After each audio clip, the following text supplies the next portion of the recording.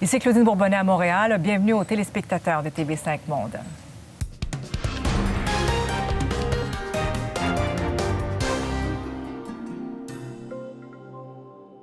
Des records d'infection ont encore été battus dans 3 provinces, mais c'est au Québec qu'un seuil symbolique a été franchi. La province a enregistré plus de 2000 nouveaux cas pour la première fois depuis le début de la pandémie.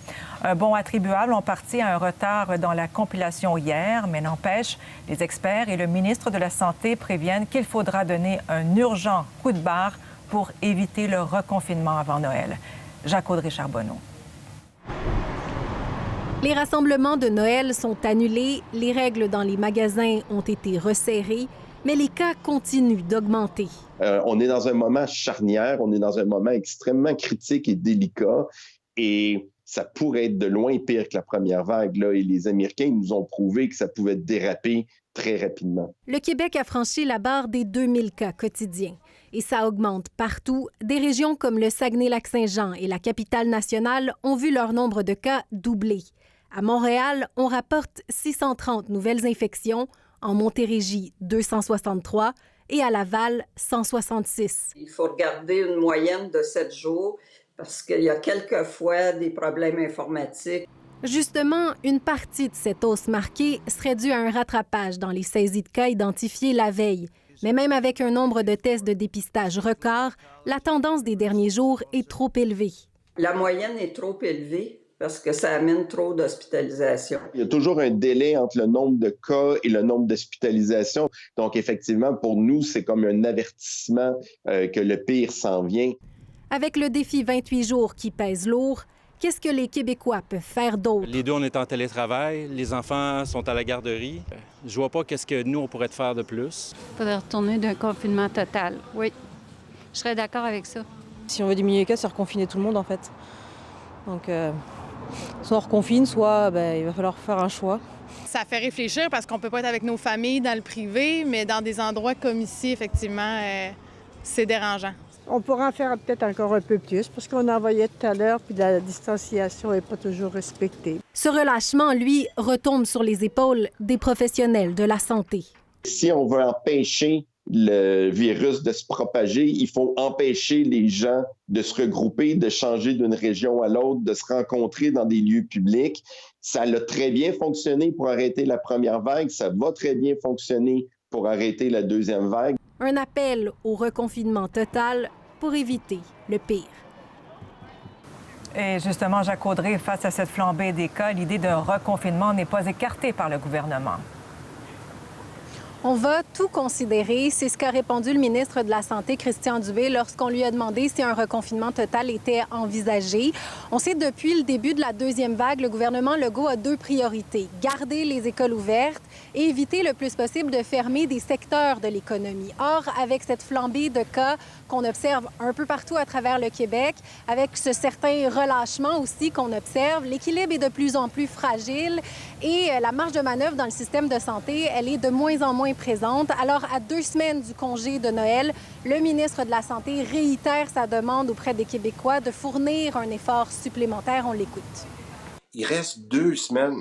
C'est pas beaucoup, là, 2 semaines. C'est un effort à faire parce que le 17, là, les écoles on va pouvoir faire de la télééducation. On a demandé aux employeurs, ils ont très bien répondu. Il y a beaucoup de gens qui vont pouvoir faire le télétravail. On va mettre moins de pression sur la santé parce qu'il n'y aura pas de fête à Noël, mais c'est pas le temps de relâcher. Puis on le sent qu'il y a un relâchement, là.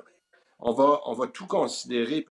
Il y a 754 personnes qui sont hospitalisées à travers le Québec en raison de la COVID-19. On a vu au cours de la dernière semaine une augmentation de ces hospitalisations d'environ 13 %. Oui, merci beaucoup, Jacques-Audrey. Au revoir. Et les records s'enchaînent en Alberta avec un sommet de 1879 nouvelles infections. La province affiche le plus haut taux de positivité au pays. Record de cas en Ontario également, qui en recense 1859 de plus. C'est devant cette recrudescence, des voix s'élèvent pour que les policiers serrent la vis aux récalcitrants. Mais les autorités se heurtent à un manque de ressources. Colin Côté-Paulette. Alors que le nombre de cas de COVID-19 explose à Toronto et dans le reste de la province, les sanctions demeurent plutôt rares. Si on a vu une augmentation des contraventions remises en raison de rassemblements dans les 2 dernières semaines, la majorité des plaintes à Toronto se concluent par des avertissements. Ça crée de la frustration chez beaucoup de résidents, explique le conseiller municipal Denzil Minan Wong. L'élu croit que la ville manque de ressources pour faire respecter les règlements liés au virus. Au début de la pandémie, 90 % des agents municipaux de Toronto étaient affectés aux appels liés à la COVID-19. C'est maintenant 60 % d'entre eux. L'administration de la ville a pourtant indiqué par le passé que la phase éducative des restrictions était terminée. C'est compliqué, résume Carlton Grant, le directeur des licences et des normes municipales de Toronto. Il explique que pour déposer des chefs d'accusation, il faut enquêter, ce qui prend du temps et encore plus de ressources. Toronto, une métropole de 3 millions d'habitants, ne dispose que de 200 agents municipaux pour assurer le respect des règles sanitaires. D'autres pensent qu'au lieu de sévir davantage, la ville devrait plutôt miser sur la sensibilisation. Je ne crois pas que ça marche. Je crois malheureusement la seule façon, c'est vraiment l'éducation, pour que les gens pensent que c'est dans leur propre intérêt. Et c'est une meilleure approche, même si ce n'est pas parfait. Mais le conseiller Minan Wong croit plutôt que les gens arrêteront de signaler les réfractaires si on ne répond pas à leurs plaintes. En attendant, le confinement partiel de Toronto et de Peel se poursuit au moins jusqu'au 21 décembre. Ici, Colin Côté-Paulette, Radio-Canada, Toronto.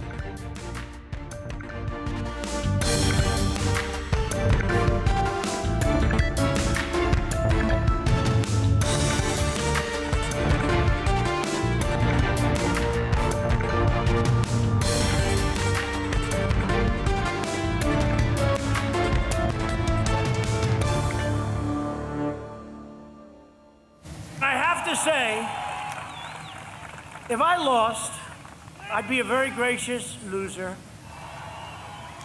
Donald Trump continue de clamer faussement qu'il a remporté l'élection présidentielle américaine. Il faisait campagne ce soir en Géorgie où 2 courses en janvier vont déterminer si les républicains vont conserver le contrôle du Sénat. Et Louis, plutôt que de parler de la vraie raison de son déplacement, il a en grande partie répété, comme il le fait depuis un mois, que l'élection du 3 novembre était truquée.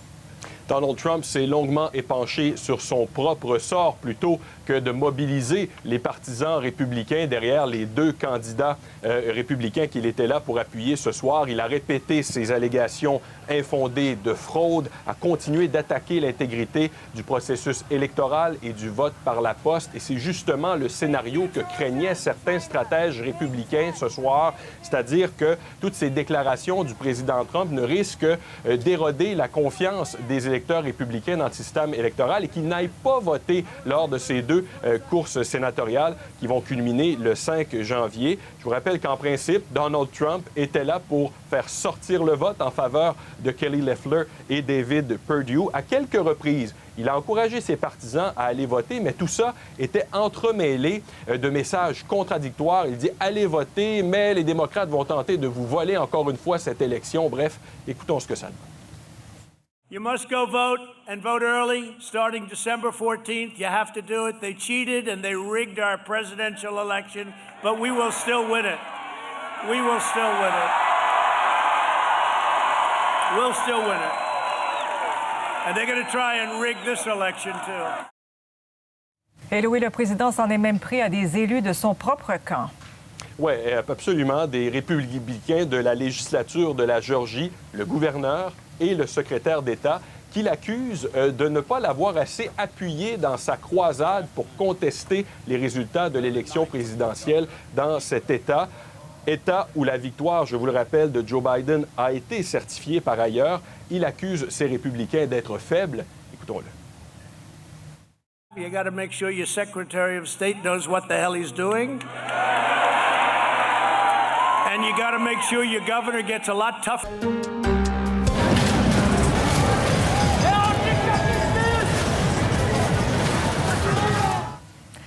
Des scènes de pillage en France lors d'une vaste journée de mobilisation un peu partout au pays. Des dizaines de milliers de personnes ont manifesté contre le controversé projet de loi sur la sécurité globale. S'il est adopté, il limiterait le droit de filmer les policiers pendant leurs interventions. Les manifestants réclament l'abolition complète du projet de loi et demandent des actions concrètes pour mettre fin au racisme systémique dont le président Emmanuel Macron a reconnu l'existence hier. C'est la justice, c'est encourager la répression. Aujourd'hui, même la police à vélo me fait peur. Je n'ai plus confiance en cette police. Cette loi est la honte de la France, montrée du doigt à l'international, par l'ONU, par une centaine d'organisations de défense des droits humains. La campagne de vaccination massive est lancée en Russie. 5000 travailleurs de la santé, enseignants et volontaires ont commencé à recevoir le vaccin russe Sputnik V. La semaine prochaine, c'est le Royaume-Uni qui commencera à administrer celui de la pharmaceutique Pfizer. En tout, 4 vaccins contre la COVID-19 sont déjà dans leur dernière phase de test, moins d'1 an après la découverte du virus. Des militants et des spécialistes soulignent qu'un vaccin efficace contre le sida, lui, se fait toujours attendre. Normand Grondin. 9 mois de recherche et d'essais cliniques intenses auront suffi pour développer et autoriser le premier vaccin contre la COVID. Le sida, 40 ans plus tard, on est toujours à la case départ. Il y a eu des dizaines, des centaines d'études sur des vaccins et il n'y a jamais eu vraiment de résultats intéressants. Le docteur Thomas a participé à l'énorme effort de recherche pour vaincre le sida. Ses patients le questionnent encore régulièrement sur ce fameux vaccin qu'on leur promet depuis si longtemps. Ils se disent, est-ce que parce qu'on n'a pas mis l'argent suffisamment? Est-ce que parce que ça touchait des populations vulnérables? Il faut dire que le virus du sida, le VIH, représente un immense casse-tête pour les experts en vaccins. D'abord parce qu'il est toujours en mutation, en transformation dans l'organisme de la personne infectée. C'est une cible mouvante, très difficile à atteindre pour le vaccin. Si on a un vaccin contre une souche de virus et que le virus mute, bien, nos anticorps ne reconnaîtront plus nécessairement, ou notre réponse immunitaire ne reconnaîtra plus nécessairement la forme mutante du virus. Le VIH est également capable de s'intégrer dans notre matériel génétique et de se camoufler dans les cellules qui l'infectent.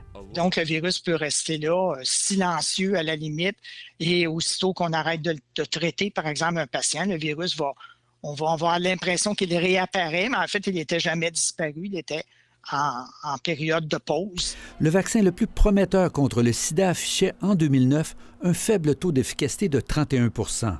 On ne l'a jamais mis en marché.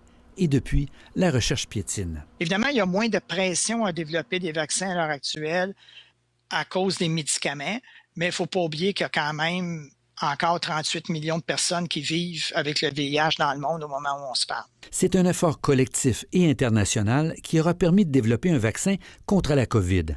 Pourrait-on le répéter pour le VIH? Moi, j'essaie de regarder de notre côté en disant, est-ce que cette recherche-ci d'arriver à un vaccin aussi efficace pour la COVID peut apporter des lumières, des idées nouvelles pour la recherche d'un vaccin encore contre le sida? Ici Normand Grondin, Radio-Canada, Montréal. Le pire a été évité au campement des sans-abri de la rue Notre-Dame à Montréal. Une des tentes s'est enflammée, forçant l'intervention des pompiers. C'est une bougie qui est à l'origine de l'incendie, le 3e à cet endroit en moins de 2 semaines. Avec l'arrivée du temps froid, les pressions s'accentuent sur l'administration Plante pour qu'elle force les itinérants à plier bagages. Mais ils refusent de se rendre dans les refuges mis à leur disposition et réclament plutôt des logements sociaux, quitte à passer l'hiver dans leur abri de fortune. Ça stagne depuis des années. On le sait, c'est connu, et ça a pris 3 ans pour que Québec et Ottawa s'entendent pour du financement du logement social. On a été la dernière province au Canada à pouvoir profiter du financement fédéral. Il va rester à s'arranger pour leur trouver du linge. Dans le moment, c'est une perte totale, mais il n'y a pas de vie en danger. C'est juste du matériel, ça peut se rattraper. Et au sport, Marie-Josée, début de la saison de la Coupe du monde de ski acrobatique à Ruka, en Finlande, et sans le champion en titre, Michael Kingsbury. Oui, le Québécois, là, Michael, qui s'est fracturé 2 vertèbres dimanche dernier. C'est le Japonais Ikuma Orishima qui a profité de son absence. Chez les femmes, la gagnante, c'est la Française Perrine Lafont.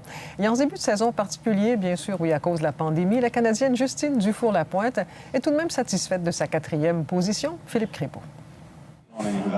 À voir ces gestes, on comprend que Justine Dufour-Lapointe était soulagée de se sentir aussi bien en compétition à Ruka après si peu d'entraînement. Les athlètes, on est des bébites de routine, on aime ça quand on sait qu'on avance, qu'on a un petit plan puis qu'on coche à chaque jour. Go! Puis là, de savoir qu'on a eu même pas un quart de notre entraînement durant l'été, c'est dur de comme croire qu'on va être capable de se rendre là, de se rendre à compétitionner puis de se sentir bien. La plus jeune des sœurs Dufour-Lapointe a choisi des sauts simples pour cette première épreuve de la saison, qu'elle a bien exécutée. Et sa 4e place lui montre qu'elle est sur la bonne voie. Mon plan, c'est d'ajouter mon cork dans les prochaines Coupes du monde, dans un moment où je vais me sentir bien puis que je vais avoir le goût de le faire puis que je vais me sentir vraiment à l'aise avec tout ce qui se passe. Sa sœur Chloé a raté la finale de peu, d'une place puisqu'elle a terminé au 17e rang, juste devant sa compatriote Valérie Gilbert. Philippe Crépeau, Radio-Canada, Montréal. Et le président de la Fédération internationale d'athlétisme, Sébastien Coe, soutient les manifestations des athlètes. Oui, parce qu'il y a tout un débat en ce moment, Claudine, autour de la règle 50 du Comité international olympique qui interdit en fait toute protestation sur un lieu olympique. Bon, on l'a vu au cours des derniers mois, de nombreux sportifs qui ont voulu soutenir le mouvement Black Lives Matter. Que se passera-t-il pendant les Jeux de Tokyo si jamais un athlète pose le genou par terre pendant l'hymne national? Pour l'instant, on ne le sait pas. Il y a une grande consultation et au printemps, on devrait avoir une réponse. Est-ce que cette règle sera assouplie ou non? Mais Sébastien Coe, lui, a déjà dit qu'il est d'accord avec ces manifs. Il est allé encore plus loin aujourd'hui. Il a remis le prix du président aux 3 médaillés du 200 mètres des Jeux de Mexico en 1968, Tommy Smith, Peter Norman et John Carlos. Pendant l'hymne américain, Smith et Carlos ont levé leur poing au ciel, baissé la tête pour déplorer le racisme, les inégalités dont sont victimes les Noirs américains. Pour Sébastien Coe, la bravoure, la dignité de ces gens, de leur sens moral de ces 3 hommes est encore 50 ans plus tard, une source d'inspiration. Il y a eu un 5e abandon au Vendée Globe. La navigatrice anglaise Samantha Davies a frappé violemment ce qu'on appelle un OVNI, un objet flottant non identifié, il y a 3 jours. Et elle a dû se rendre à l'évidence, impossible, seule, de faire les réparations et les vérifications pour pouvoir poursuivre la course de façon sécuritaire. Elle était en 12e position au moment de l'accident. Et là, elle met le cap sur le cap, justement, en Afrique du Sud pour pouvoir réparer son bateau.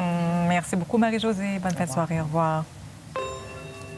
Et à la météo, Jean-Charles, de la neige dans certaines régions de l'est du pays. Oui, tout à fait, et même de la neige en quantité, notamment sur le Bas-Saint-Laurent, la Gaspésie dans une moindre mesure, et aussi pour l'Estrie, pour la Beauce, et même sur la Côte-Nord. Au niveau des températures, on a 3 degrés pour Montréal, 2 à Sherbrooke et 1 degré pour Québec. Ce sont les températures d'aujourd'hui. Et on voit très bien ce système qui remonte avec de la neige. On parle de 30 à 40 cm pour le Bas-Saint-Laurent et la Gaspésie. Quoiqu'en Gaspésie, une bonne moitié devrait être sous forme de neige fondante. Et puis pour l'Estrie, ce sera plutôt autour des 10 à 15 cm.